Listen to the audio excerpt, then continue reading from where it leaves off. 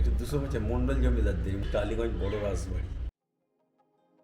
সময়টা 1828। কলকাতার governor general তখন লর্ড বেন্টিং। দক্ষিণ চব্বিশ পরগনার বাওয়ালির মণ্ডল পরিবারের প্যারেলাল মণ্ডল আর মণিমোহন মণ্ডল 1828 সালে কলকাতার কালীগঞ্জ সার্কুলার রোডের কাছে আদিগঙ্গার তীরে তৈরি করেন এই মদনমোহন মন্দির।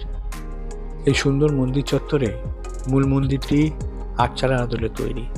মূল মন্দিরের সামনেই আছে সুন্দর একটি রাসমঞ্চ। আর এই মন্দির চত্বরের বাইরে 12টি শিব মন্দির আছে।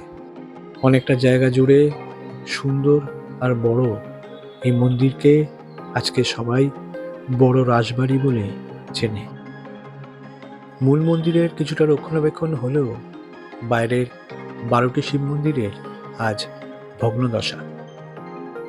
একসময় এই মন্দিরকে ঘিরে রাস উৎসবে বসত বিশাল বড় মেলা, আর সেই মেলায় বিক্রি হতো মাটির জিনিস, কাঠের জিনিস, বাওয়ালির বিখ্যাত বটি। অবশ্য সে সবই আজ ইতিহাস। এরকমই ইতিহাসের পাতায় চাপা পড়ে যাচ্ছে সুপ্রাচীন বড় রাজবাড়ি আর ছোট রাজবাড়ি।